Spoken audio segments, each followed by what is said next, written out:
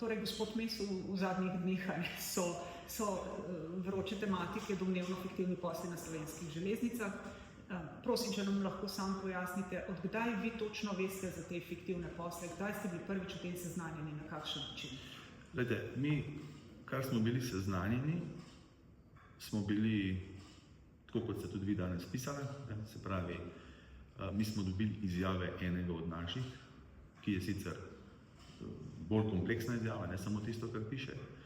Prve dokaze, da pa to obstaja, take materialne, da smo lahko na podlagi tega ukrepali, smo pa dobili mislim, da v letošnjem marcu in mislim, da je trajalo približno 4 dni, od tega, da smo zbrali dovolj trdnih dokazov, tudi materialnih podlag za kazensko ovadbo in potem smo takoj podali kazenske ovadbe proti več fizičnim in pa pravnim osebam.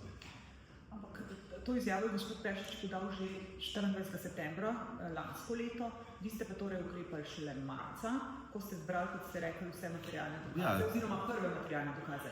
Zakaj niste ukrepali takoj, oziroma zakaj je to dolg čas trajalo, da ste vi zbrali materialne dokaze po tej izjavi? Treba je povedati, da vse te stvari, v bistvu Slovenske železnice nimajo nobene dokumentacije, ne? Ker tukaj gre za financiranje nekih podjetij, ki financirajo neka druga podjetja. Slovenske železnice praktično tukaj so samo to bile izpostavljene, da je nekdo, ne, v imenu Slovenskih železnic ali pa v imenu družbe Slovenskih železnic brez pooblastil dajal neke parafe ali pa neke podpise za nekaj, kar nikoli ni bilo upravljeno, za nekaj, kar niti davki niso bili plačeni, za nekaj, kar niti ne obstaja. In te dokumentacije praktično jo jaz nismo imeli ali pa jo niti ni, še zdaj jo ni, ne. Praktično smo dobili samo nekaj po nekih, na neke zahteve, pa še to mislim, da ne vse, kar obstaja. Ste pa takoj po tej izjavi, ki jo je gospod Peršič dal, začeli brskati, iskati te možne dokumente? Ja, tako je, tako. Vse smo začeli že prej, ne, ker takoj, ko je bil nek sum, ker nekih informacij dobiš, ampak to je tako, ne, to iščeš nekaj, kar niti ne veš točno kaj, ker niti predstavljal se, jaz nisem ali pa verjetno tudi marsikdo drug, ne, da kakšne stvari ali pa kaj sploh je v ozadju. Tako da mi, ko smo zbrali dovolj dokazov, smo to takoj ukrepali, tako kot pač moramo ukrepati in tudi nismo nič, se pravi, to niso neke ovadbe take, ki nimajo ne repa pa glave, ampak zdaj mislim, da so to spisane in tudi s tistimi dokazi, kar dobra podlaga, da se tudi policija lahko oziroma organi to prej naredijo, kot bi, če bi kar nekaj od sebe dali, ker nima repa pa glave. Član poslovodstva, vaša dolgoletna desna roka na področju finance, gospod Tomaž Kraškovic, je menda mogel tudi zaradi teh domnevno fiktivnih poslov zapustiti. Kaj uradno sicer odstavil? Zdaj jaz teh zadev, jaz mislim, da res morate mene razumeti, da v smislu te preiskave, ki se odvija, kdo je kaj vedel, ni vedel, kdo je kaj podpisoval, kdo ni kaj podpisoval, kdo je komu kaj naročil, kdo je koga izsiljeval, jaz to ne bi komentiral. Jaz imam svojo sliko, ki pa je žal takole ne morem deliti. Mislim pa, da so stvari bistveno drugačne, kot se trenutno mogoče želi kdo, ne, ki je se v koristu ali pa bil zraven, malo pokazati v javnosti, da pač, se veste, jaz mislim, da stvari bodo jasne, ko tisti, ki se s tem ukvarjajo, lahko zberejo tudi relevantne dokaze. Ne. Ampak gospod Kraškovic je odšel, kmalu po tem, ko so se zaznali te sumi domnevnega oškodovanja. Medtem, ko je gospod Peršič, ki je to izjavo o domnevno fiktivnih dolgovih podal, ostal na položaju še kar 5 mesecev. Zakaj tako dolgo? Treba je vedeti, da Tomaž je tukaj, zdaj pa spet ne bom komentiral, zakaj. Ne. Oba sta dala odstopne izjave takoj.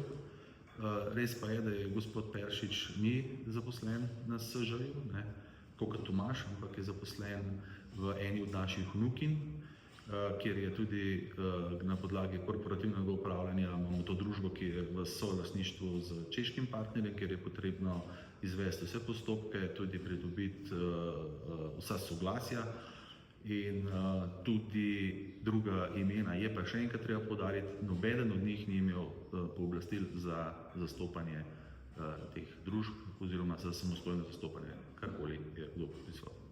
Bi lahko komentirali karkoli, kar je gospod Grandovec povedal za naš portal? Mislim, dajte, morate s tudi, temi posli in tudi o tem, da... morate mene razumeti tudi nekaj, ne, da z ljudmi, ki smo jih uvadili in so želeli železnice prevarati za kar nekaj milijonov evrov, se težko pogovarjam prek kamere. Ampak gospod Grandovec pravi, da je vaš prijatelj, ne? Kako to komentirate? Glejte, jaz bom tako rekel, ne, jaz sem oseba, ki vsakega poslušam, tudi njega sem, tudi zdaj, ne, zakaj je to, kakšna stiska, zakaj so to delali. Tudi njim sem predlagal, da vse, kar ve, naj pove policiji. Ne. Jaz težko pomagam na tak način, ne, da bi zdaj neki delal ali pa še večje neumnosti, kot so jih do zdaj delali. Ne. Zato je policija. Poslušal sem tudi Tomaža, poslušal sem tudi Dejana, koga ste me prej vprašali. In jaz lahko naredim svoje zaključke, policija bo mogla pa zaključke do konca narediti. Tisto težko komentiram. No, lahko samo povem, recimo že neko izjavo, da delajo za nas na drugem tiru, ne delajo za nas na drugem tiru, drugi tir je svoja firma, 2DDK, in tudi na teh gradbenih delih, ki so jih delali, jih ne izvaja, ne ŽGP, mi sploh tam nismo zraven, ne, mi smo čisto na drugih stvareh, tako da samo eno od teh stvari. Ja, pa ena od teh stvari je tudi ta, da ste Planet Transu dali toliko goriva, 1,5 milijona goriva praktično na lepe oči in samo zato, ker ne bi bila povezava gospod Domen Prešeren s Kmezaka, ki je vaš prijatelj. Se pravi, jaz to težko komentiram, jaz mislim, da se zdaj vsak proba neki,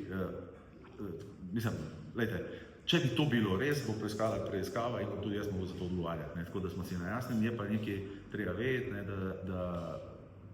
da tudi povezave med Grandovcem in Planet Transom so očitno drugačne, kot pa je bilo predstavljeno. Ampak še enkrat, to je stvar preiskave, ki jo bo, mislim, da hitra in upam, da bo hitra in da se bo pač izkazala. Torej, kar se vse te zadeve tiče, lahko rečete, da imate popolnoma čisto vest, da niste, ne vem, kjerkoli, karkoli vpleteni. Absolutno čisto vest. Lejte, vi morate nekaj vedeti. Mi vodimo sistem, kjer je 7500 ljudi. Zaenkrat smo preprečili vse oškodovanje. Če bi se pojavil nek dvom, jaz težko vodim tak sistem, pri nas je kar nekaj ljudi na minimalnih plačah, na nizkih plačah in verjetno je moja naloga, da zaščitim interese firme in da ne pride do nekakršnega oškodovanja. Če bi pa kdo komil podvomil to, so pa zato pri nas tudi nadzorni organi oziroma to in seveda vedno bom sprejel svojo odgovornost. Nadzorniki se bodo zdaj menda sestali v četrtek? Seveda, zaradi pojasnil, mislim, Ne bojite, če se vam kaj maja stolček?